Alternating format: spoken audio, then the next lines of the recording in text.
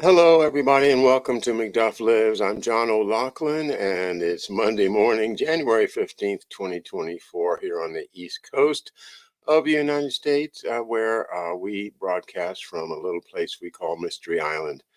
And it's very nice to have you with me. I see Polly is checked in early on the chat box there, and I realized what she says. She says, glad you're still on the main channel for the chat. And of course, I know that all of these shows are really just so you guys can do a chat. And I'm happy to read something in the background so that you can enjoy another conversation in the chat room. That's why I like to have the YouTube open, because most people are able to chat on YouTube. But the nice thing is you can also chat on Twitter now, and you can also chat on Facebook, and you can chat on Rumble. It's just that Rumble's chat doesn't feed directly to my account where I broadcast from on StreamYard, so I have to have both of them open.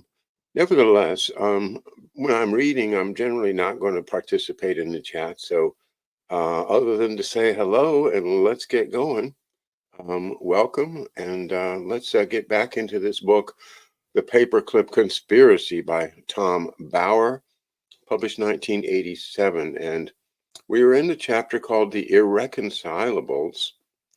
And just to remind you, this is about the diplomats wanting one thing and the soldiers wanting something else. And then this is right now when the rubber meets the road, and that they've got to make these decisions as to how far they're going to go. More. Hello. Was I able to see Corky and you on Friday? Yes, I was. I always look at the Rumble channel for Friday chat. That's exactly where I chat, because I don't do YouTube for my chats anymore. YouTube is not trustworthy. They will strike the channel, on my chats, and I don't know why, but they did it 3 times in a row, if I recall. So I'm not going to bother with YouTube as far as Friday chats. Now, Steffi says, I missed most of the chapters, but never too late to pick it up. Okay, well, this is where I want to just give you a little background. Then we've been following the attempts by British, American, and other nationalities to capture the Wunderwaffen scientists, the ones that made the magic weapons that were just about successful in winning World War II on the part of the Germans. And of course, confronting the fact that while each of the militaries of these countries would like to have those technologies, to bring them into the United States was a big problem in public relations, because we just spent 5 years saying, kill the Nazis.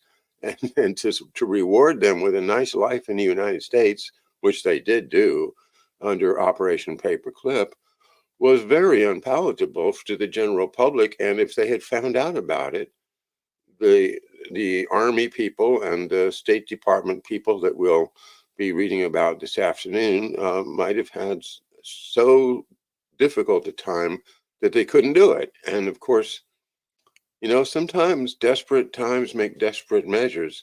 And these folks in favor of bringing in the German Nazi, guilty scientists, pretending that they weren't guilty, is basically where we're at now. So it turns out there was this man named Samuel Klaus who was in the State Department. And doesn't this remind you, if you have been following George Webb's reporting on the Otepka case, of a State Department officer who ends up getting squeezed out?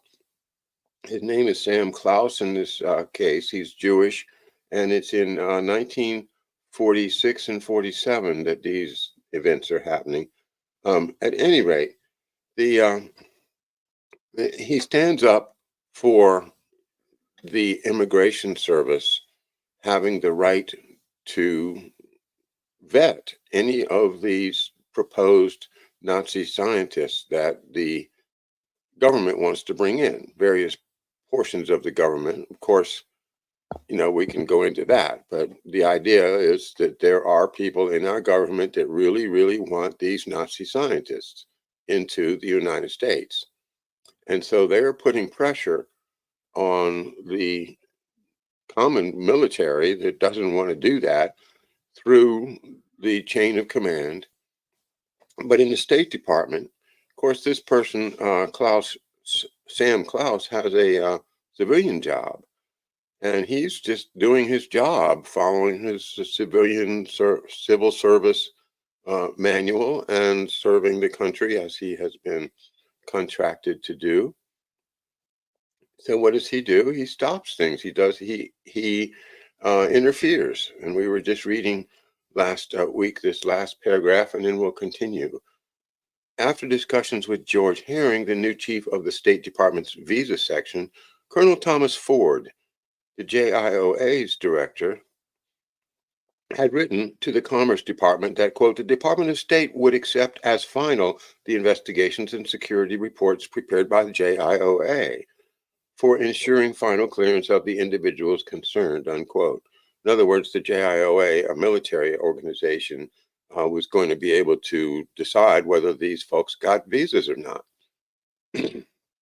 Outraged by that interpretation, Klaus also heard that Ford's briefing to senior military officers regarding the scientists' immigration procedure had emphasized that the long list of formalities, the pre-examination procedures, would be completed in America by the Commissioner of Immigration and Naturalization and merely rubber-stamped by the State Department's compliant consul at the Niagara Falls border post in Canada.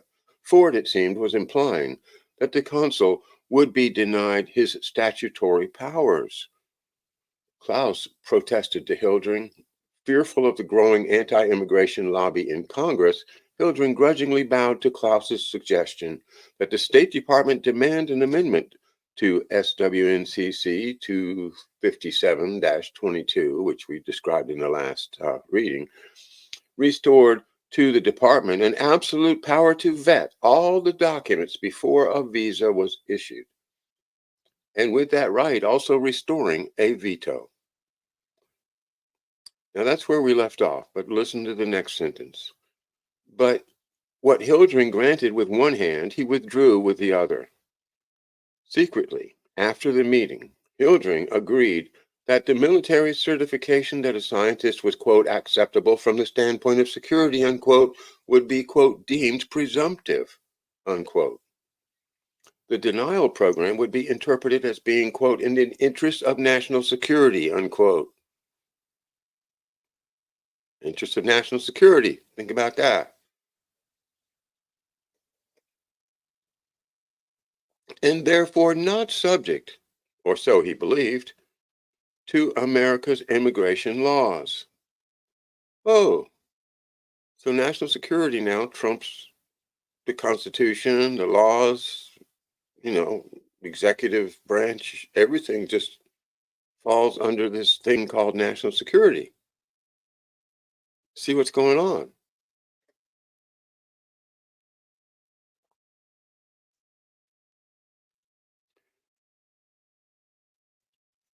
The Joint Chiefs felt satisfied that they had recovered control of Paperclip. The Germans could be admitted unhindered. Once again, Klaus and his supporters seemed to be defeated. All right, and then skipping a few pages to just let you know that there were not only French but also Russian efforts to grab scientists, and all of this was coming as pressure against, the State Department to say, "Come on now, quit dragging your feet. Let's get this thing going because."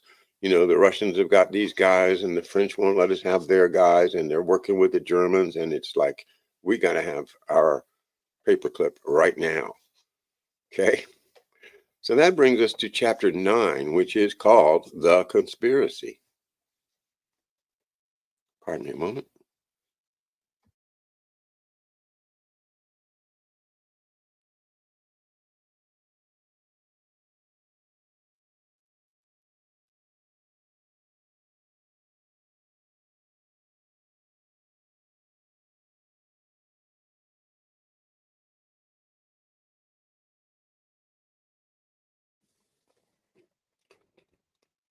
The Conspiracy. Seething with anger, in the spring of 1947, Thomas Ford, JIOA's director, and his deputy, Bosquet Webb, resolved to remove Sam Klaus not only as the State Department's representative on JIOA, but from the visa section itself. Excuse me.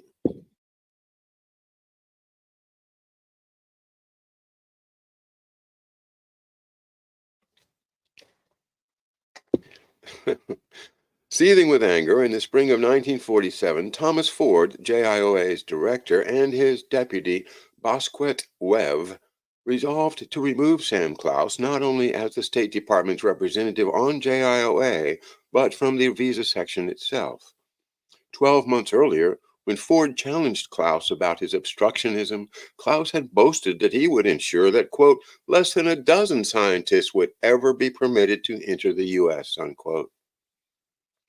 His tactics had been completely successful.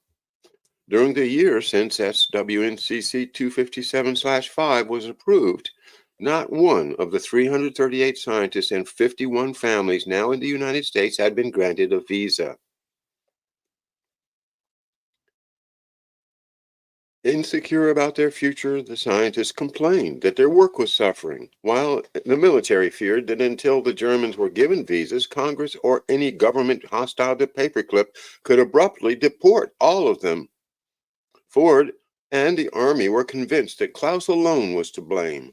During those months, Klaus had successfully impeded the implementation of no fewer than 16 of JIOA's 17 policy papers. The 17th was about declassifying Paperclip, which he had no desire to block. Klaus's arguments that the Army did not have the authority to contravene American immigration laws or recent international agreements seemed constitutionally unassailable. But for Ford, whose hatred of Klaus was aggravated by undisguised anti-Semitism, these objections were, quote, intended to confuse the issue and delay the program, unquote. In writing to General Stephen Chamberlain, the chief of military intelligence, to demand his opponent's removal from JIOA, Ford characterized Klaus as, quote, obnoxiously difficult and insulting in his conversation, unquote. Until 1947, despite the bitterness of their differences, the bureaucrats had managed to keep their row from the public. But on February 11th, a well-informed and cogently argued article about Paperclip appeared in the New York Herald Tribune. Ford at once suspected that the journalist's source was Klaus.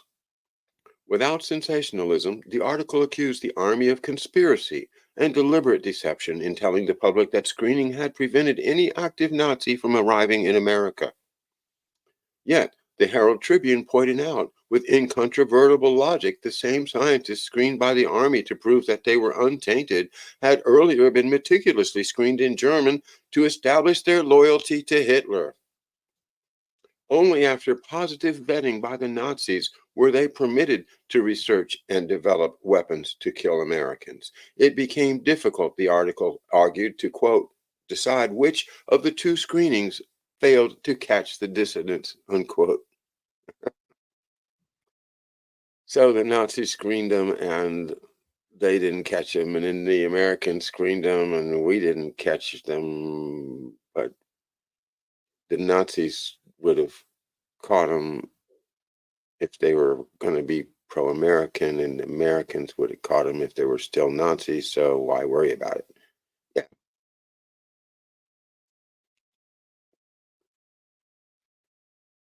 This simple logic effortlessly penetrated the heart of the military's deception, since the public had been repeatedly assured that the, quote, limited number, unquote, of Germans in America had not been Nazis.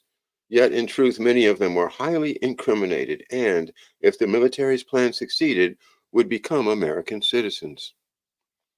Two of the scientists were already controversial, although both were relatively innocent compared with many others sheltered on military bases. Nevertheless, their exposure unleashed an explosive wave of public anger. Dr. Klaus Aschenbrenner, an optics expert, described in his U.S. security report as a former Luftwaffe colonel, was working on an Army contract at Boston University to perfect photogrammic mapping. The uproar was caused by a newspaper's exposure of Aschenbrenner's presence on the campus. Outside the military, no one knew that Aschenbrenner had been an SS officer, had been classified by Army intelligence as a, quote, ardent Nazi, and had lied about his record. The second scientist exposed was Dr. Heinz Fischer, an expert in infrared spectroscopy.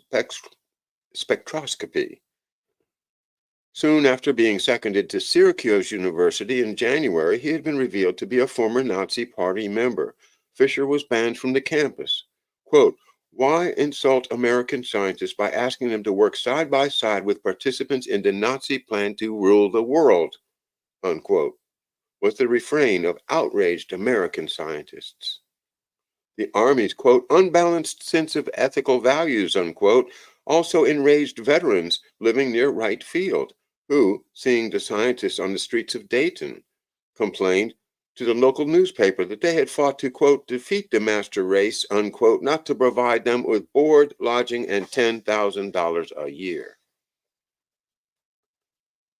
Terrified of further undesirable publicity, the Air Force temporarily suspended shipment of more scientists from Landshut and ordered the commander at Wright that, quote, the scientists be warned that their remaining in this country depends to a large degree upon the temper of the people, and especially upon the goodwill of the leaders of public opinion, the members of Congress, and the press, unquote.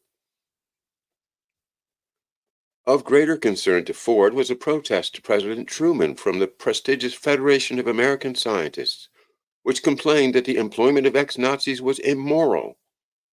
Extracting information from the scientists was understandable, wrote William Higginbotham, president of the Federation, but granting preferential treatment and citizenship to Germans who at the very least had acquiesced to Nazi rule was an affront to those who fought against and suffered under Hitler. Quote, it is not fitting that those who abetted tyranny should find a haven in free America, while barring those who were and are our allies, unquote. Discussions of morality were alien to Ford and others in JIOA. Suspicious that the complaints were politically motivated, even communist-inspired, Army intelligence organized a discreet investigation into the background of Higginbotham, the Federation, and other protest groups. Unfortunately for the Army, the results were not incriminating. Higginbotham was reported as unquestionably a satisfactory citizen despite, quote, some association with known and suspected communists, unquote. And the worst that could be unearthed about the organizations was that they were nebulous and widely liberal, unquote. In Ford's opinion, deflecting public prying and criticism was essential for the survival of Paperclip. But in their ardor, he and others in the War Department, ignoring a suggestion that the Army adopt a, quote, frank and factual public relations policy, gradually became infected by the half-truths and self-serving justifications of the Nazi scientists themselves. Well, there's something. Isn't that interesting? Tom Bauer is saying to us that Nazi thinking is contagious, like a bug, the Nazi virus. So now,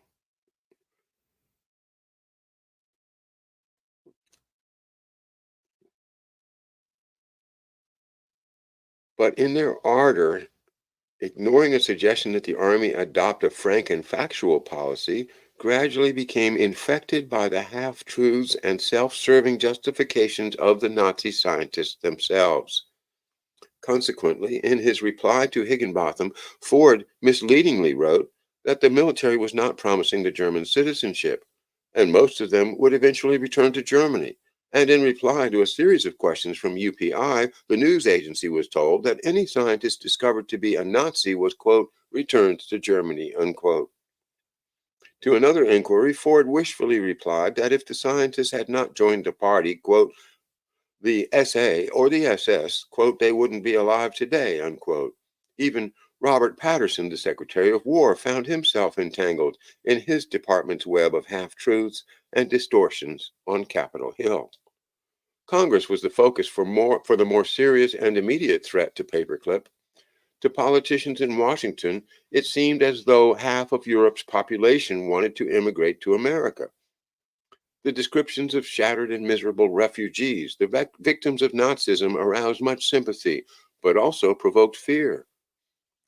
The description, I'm sorry, the descriptions of shattered and miserable refugees, the victims of Nazism, aroused much sympathy but also provoked fear. For each of the thousands of dispossessed families in camps in Europe, there were two or more immigrant families in America, many of whom were lobbying their local politicians to repeal the tough immigration controls so their relations marooned in Europe could start life afresh. I just put a footnote here to the book Blowback by Christopher Simpson, where he identifies a lot of these refugee communities being centered around a political power that's going to emerge later, such as in Chicago and other places where ethnic groups are, it looks like they're refugees, but within that refugee group, there could be a Gladio type of organization.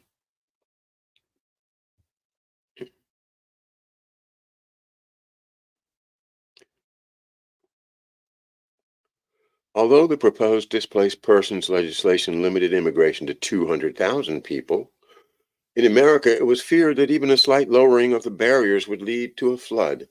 Opening the gates to the dispossessed was therefore not universally popular, and whether former Nazis should be included among the privileged few was controversial.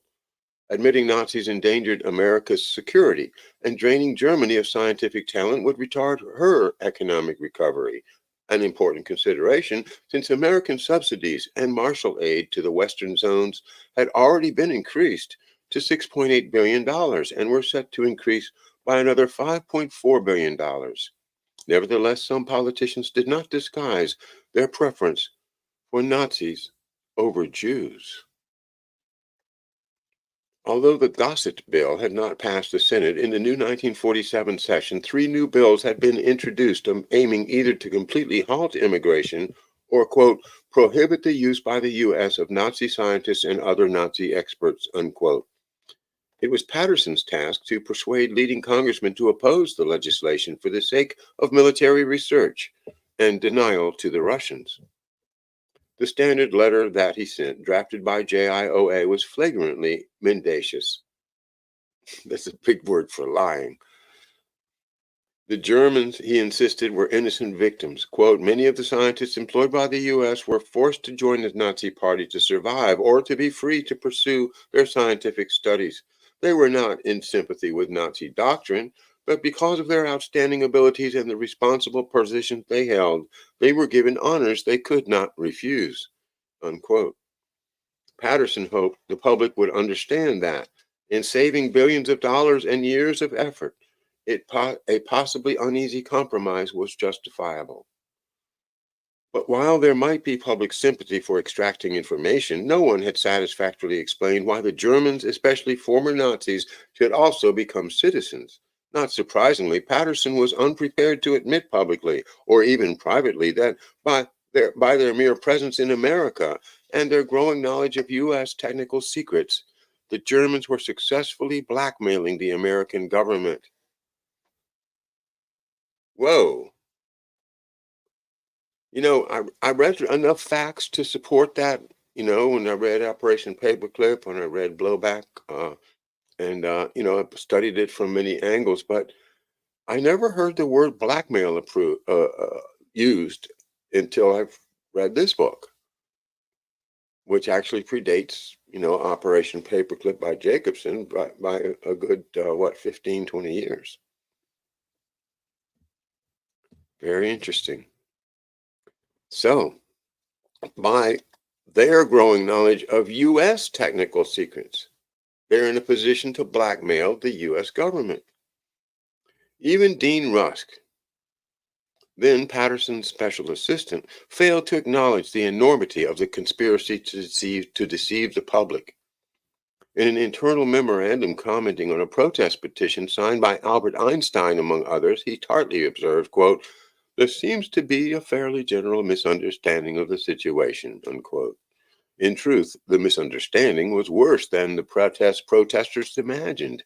Quietly operating behind a screen of misinformation, JIOA officers were plotting the perfect solution to rewrite and sanitize the Nazis' wartime activities by falsifying the security reports that were a vital preliminary for the scientists' visas and their eventual citizenship. Probing into the scientists' activities during the Third Reich was time consuming but not difficult. With Teutonic efficiency, the regime had maintained detailed records of the 11 million members of the party and also of the hordes of affiliated organizations, including the SS. Many Germans had joined the party in 1933 because of threats that the alternative was instant dismissal. But the validity of such threats had always been questionable, especially among the professions. For the investigator, quick perusal of the record certainly indicated, albeit not conclusively, whether the individual was merely a nominal member of the party or had joined out of conviction and was an active participant. Circumstantial proof of a committed Nazi was membership in the party starting before Hitler became chancellor in 1933, promotion within the party hierarchy, or membership in the Brown Shirts, the SA, or the SS. Testimonials in the records by senior officials about a member's attitude and performance were often incriminating. On the other hand, many Nazi sympathizers did not join the party on religious grounds. In other words, there's Nazi sympathizers that didn't join the party because of their religion, which probably was what? hmm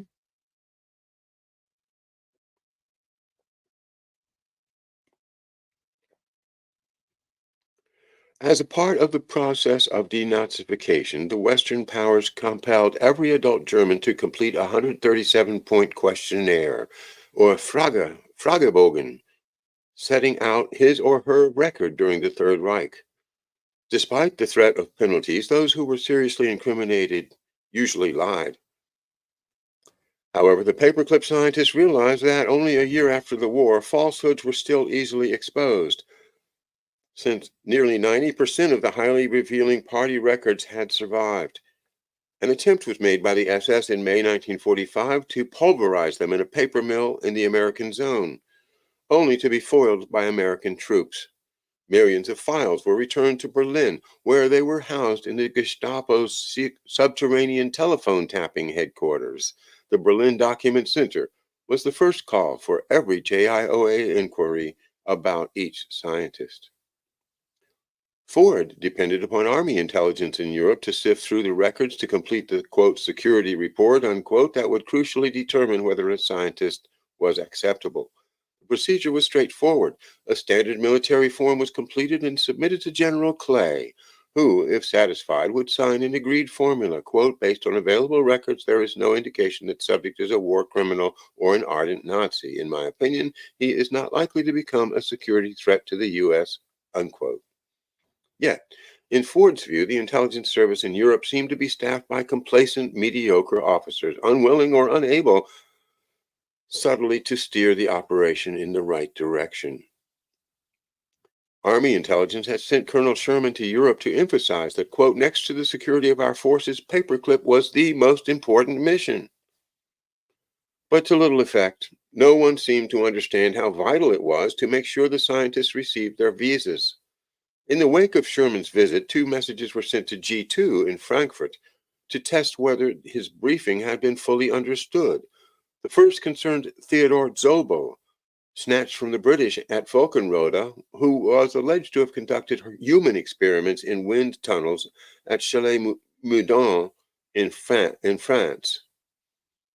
The second related to Ernst Eckert, a self-confessed SS officer denounced for having conducted tests on humans of how much cold they could withstand. Both were now working in America and had applied for visas.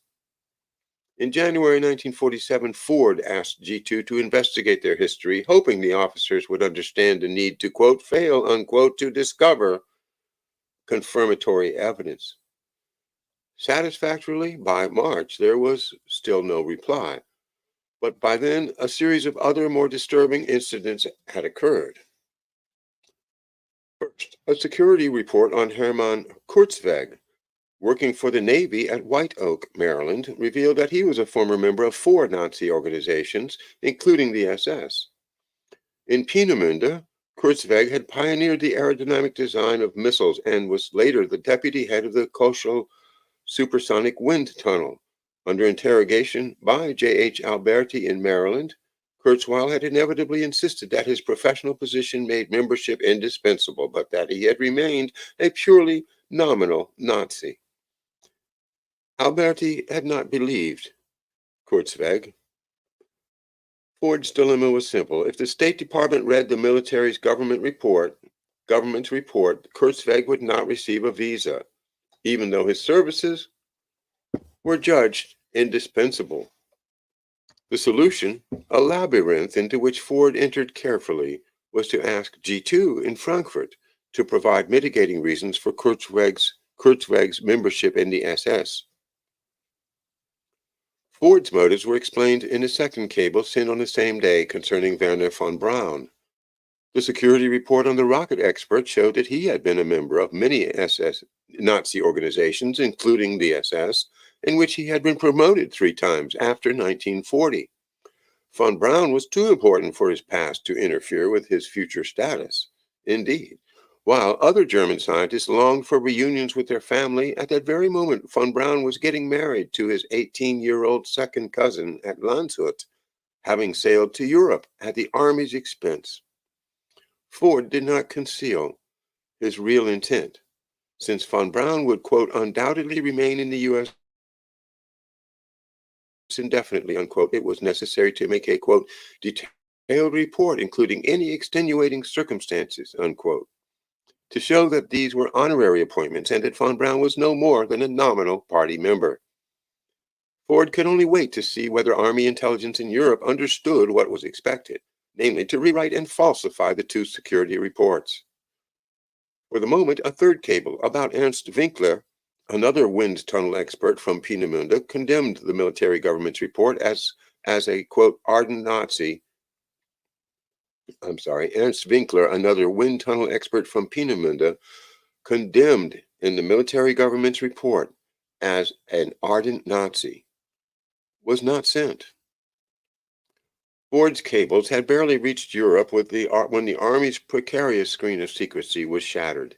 On March the 9th, during the course of one of his regular broadcasts, Drew Pearson revealed that Karl Krausch, a senior IG Farben director who, at Goering's request, had organized the mobilization of German industry for war, had been offered a paperclip contract to work in America with the assurance that his family could travel with him.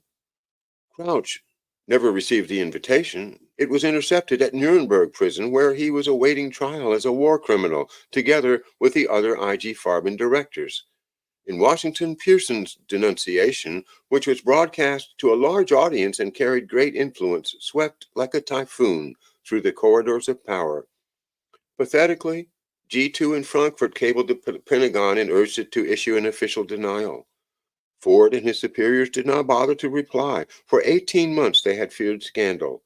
Arousing the indignation of such a well-known and highly respected commentator was the worst trauma imaginable. They were now a real danger. There was now a real danger that all the Germans would be returned to Europe. Pardon me.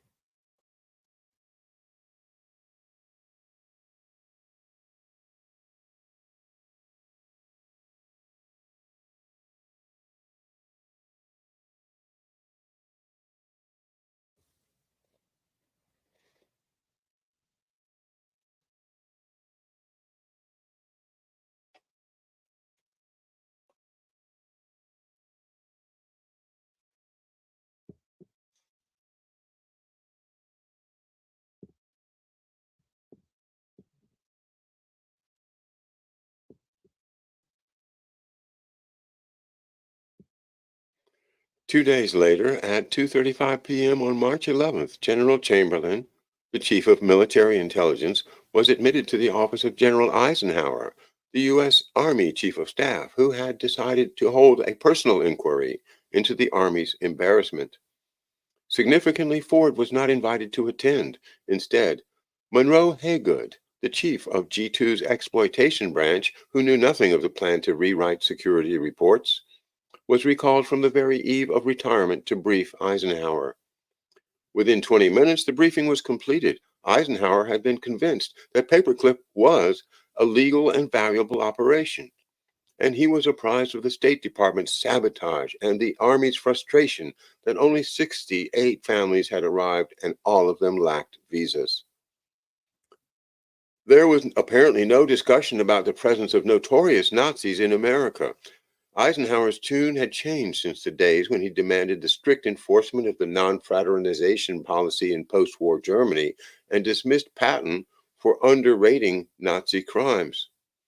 Yet, despite Eisenhower's reaction, politically the balance was tipping against Paperclip.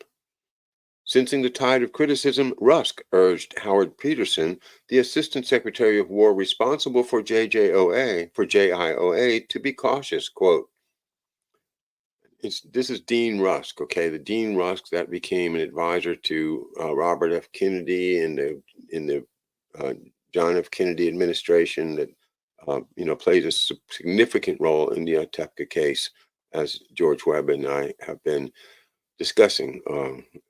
And it's interesting to think of him here, 15 years earlier in 1947 or so. So here's what he says. The public relations people are feeling mounting pressure on the German scientist business. Our position is inherently weak because the State Department finds the whole program difficult to support. G2 should be told that the program should be restricted to genuine security matters and not expanded into borderline cases, in order that the President and the Secretaries of State, War, and Navy can give the program full backing and absorb such criticism as will inevitably develop. Unquote. After Eisenhower's briefing, special arrangements were made to postpone Haygood's retirement by a further 48 hours so that he was available to brief both Patterson and Peterson the following day. Again, there was no discussion about the use of Nazis, only agreement that the scientists were vital for American defense and that the State Department opposition had to be finally crushed. Interrupting the meeting, Peterson telephoned General John Hildring, who, among other duties, supervised the visa section, demanding to know why Klaus had still not been, quote, plowed under, unquote, as agreed in August 1946. Hildring bellowed his promise that his obstructive official would be removed and the remaining 300 scientists brought immediately to America. Despite Hildring's assurances, Peterson remained distrustful and ordered his officials to draft a new directive that would bring the State Department into line. But he realized that Paperclip could no longer continue as before. Certain that a cataclysmic tide of embarrassing disclosures was about to engulf the War Department, Peterson told Chamberlain that Paperclip would have to end 6 weeks later, on June 30th. Despite the agonizing previous 48 hours, Ford was granted some consolation. Within the same week, Klaus was removed from the visa section. Grimly satisfied, Ford resubmitted the visa applications for the 24 scientists at Wright Field, which had originally been forwarded in January. The names of 6 scientists had been quietly withdrawn because of their, quote, doubtful record, but with Klaus's removal, Ford was optimistic that even these 6 Nazis would receive visas. The 24 files were handed to Klaus's colleague, Herbert Cummings. Cummings assumed responsibility, intent on rebuilding an amicable relationship with the Army. One of his concerns was to protect the State Department from the justifiable accusation that it had knowingly issued visas to notorious Nazis. The possibility was real, since over the past 2 years, Army intelligence had earned a dubious reputation for refusing to undertake even cursory background checks at the Berlin Document Center. Each file contained the agreed formula signed by General Clay, certifying that the applicant was not a security risk. Yet, looking through the 24 cases, Cummings exploded when he noticed the undisguised contradictions between the OMGUS, that's Office of Military Government, security reports, and the actual party records. Colleagues in adjacent offices vividly recall how, quote, Herb hit the roof when he saw what the military was trying to pull, unquote. When Ford heard that all the visa applications had been rejected despite Klaus's removal, he was perplexed. Cummings was neither Jewish nor known to be anti-military. Surely, he suggested to Hildring, since Clay had signed the agreed formula, there could be no doubt that the SWNCC terms were satisfied. Briefed by his irate State Department staff, Hildring had little option but to disagree. G2's checks in Europe, he told Ford, were unsatisfactory. And despite the formula agreed on in 1946, which apparently gave the Joint Chiefs the discretion to decide whether a scientist was acceptable as a security risk, the department wanted a detailed report on each scientist, including a complete set of photocopies of Nazi records sent from Berlin, and a full explanation of the national interest or national security reasons for each scientist's admission.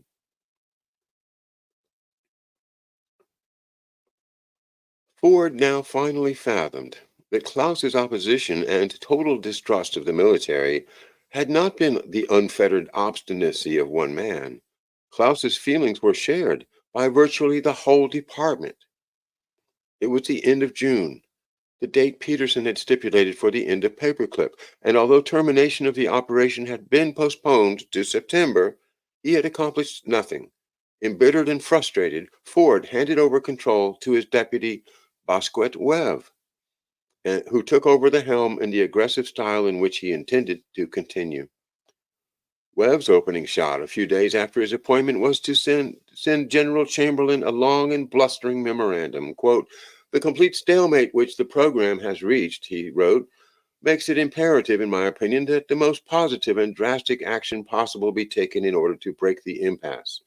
Webb, whose indefatigable dedication to Paperclip would over the next months lead him to engage in questionable practices, did not conceal his sympathy with the Germans and his anger about the undisciplined and unpatriotic casualness of Klaus and all the State Department officials. Quote, the nebulous and noncommittal manner in which most of the action has been taken, he thundered, is sabotage by delay. Webb claimed that the department's officials had subordinated American interests to, quote, beating a dead Nazi horse, unquote. An unfortunate phrase, considering the millions of innocent people who still bore the scars of Nazi brutality.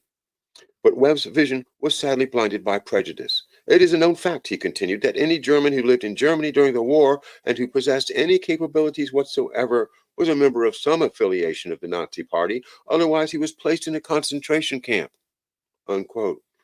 That a senior officer should harbor such ignorance as soon after the war was a shocking indictment. Surprisingly, Chamberlain, who was to receive several similar messages from Webb, never corrected his subordinate. Webb's motives were undoubtedly patriotic. 1,000 scientists, even if they were all former Nazis, could not, he felt, endanger America's security. Their past loyalty to Hitler was irrelevant compared to the danger of their returning to Europe and rewarding Russia with their expertise and specific details of America's military vulnerability. Granted visas, they would, it was repeatedly asserted, contribute enormously to the nation's defense industry. Quote, the German personnel now engaged, wrote Colonel H. McCoy from Wright Field to Air Force Intelligence in Washington, quote, are a necessary, vital, and irreplaceable factor in the Air Force research and development program, unquote. But there was another, more pressing reason for the military to retain the Germans beside their technical competence. As McCoy admitted, the Germans were cheap labor that the military could otherwise not afford. Quote, it is also an incontestable fact that there is a crippling shortage of scientific and technical personnel within the U.S., and more particularly within government agencies. Hence, These personnel, now so employed by the Air Force, are that many more bodies to accomplish a tremendous task which are not available to the government from any other source, unquote. Sheer need, and some would argue greed, suffocated the quote morality argument, unquote. JIOA naturally believed it represented the former of these views. Webb's recommendations to Chamberlain accomplished its purpose. Over the telephone, Hildring, who was indisputably biased because of his military background, yielded to pressure and agreed to relax his department's demand for exhaustive security reports. Hildring also conceded that the Secretary of War's decision on security would be final and unchallenged. The Army Intelligence Department believed that processing the visas would henceforth be a mere revising and rubber stamping operation. Moreover, agreement had been reached not a moment too soon, since messages from General McNarney, the commander of the U.S. Army in Europe, suggested that competition between the superpowers for German scientists had noticeably intensified. In February 1947, Werner Heisenberg, the brilliant nuclear scientist employed by the British at Göttingen, had told the Washington Post that his closest assistants were working for the Russians in the Urals, and that he had also been made an offer. Although Heisenberg's expertise was by then comparatively historical, the Pentagon feared that he and 11 other German nuclear scientists, including Otto Hahn, would be recruited by Moscow. McNarney had consistently stated that denial could only be effected by transporting the scientists to Britain or America, and that the U.S. Army in Germany should be relieved of the responsibility for enforcing the denial policy. To protect American security, the JIC recommended that the nuclear scientists be brought to America, but not employed. The British, annoyed that Truman would not share America's atomic secrets, rejected the proposal. Once again, the JIOA is a joint British-American investigation team that has overall control over those investigations on both the British and American side, as long as they cooperate, that is.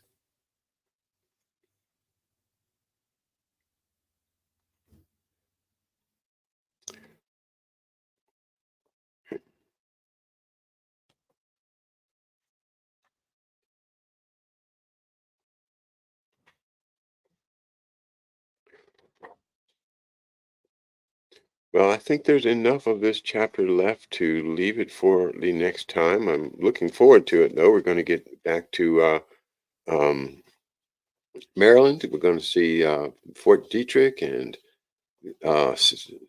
Hubertus Strughold, uh, the doctors from Berlin, the medical doctors, and more. We have about 4 more chapters to read in the book, and as far as I'm concerned, I really am glad that I selected this book. You see, that this author, Tom Bauer, he recognizes this is not a anything other than a conspiracy. It's a conspiracy to conceal the use and importation of the Nazi scientists and their results and their data and their equipment into America at a time when the American people would have never allowed it. So it is, we talk about the moral slippery slope. This is it. This is how America changed from being that great lover of its sovereignty and enforcer of its freedom to a country that is willing to participate in morally wrong business in order to, somehow perhaps benefit in the future, save a few 20 years of research or prevent the other team from getting it because, they're not going to stop. They're going to get it. So we better get it first. I think we have to realize that all of these things are just, we're just looking at plays. We're looking at school plays. Even the wars are orchestrated and planned in advance. And the sharing of nuclear, weapons technology in the Cold War, we've talked about it dozens of times. Why? It's, that secret team behind the scenes manipulating everyone's lives, murdering when necessary, in order to serve the interests of that ultimate deep state power who's wears many cloaks. But we're pulling back the curtains on the deep state and, understanding the process of how our government got corrupted by the Nazis is going to help, I think, a great deal for us to see that our government is still corrupted, still by the Nazis. Hey, tomorrow got a great new show coming with our with Yuri Roshka, a Moldavian journalist and former member of parliament in Moldova, sorry, which is a small country not far from the Black Sea and the west of Ukraine. And he's been writing some very interesting articles that I've picked up on Substack and elsewhere, uh, looking at Russia, looking at Ukraine, looking at that part of the world, and very, very astute comments. So I look forward to meeting him tomorrow, 11 a.m. here on McDuff Lives. Thanks for joining us, whatever channel you're on. If you're on YouTube today, yeah, I'm doing YouTube because, like I say, I know you guys find it easier to chat. I do too. The book readings, probably they're not going to strike my channel. But even though I'm here, believe me, I'm doing a lot more on Rumble now that you'll miss if you don't sign up. So go over to Rumble if you haven't. Push the follow button on my channel, McDuff Lives, all one word, and help me get to 1,000 subscribers over there. I would really appreciate it if you haven't done it yet.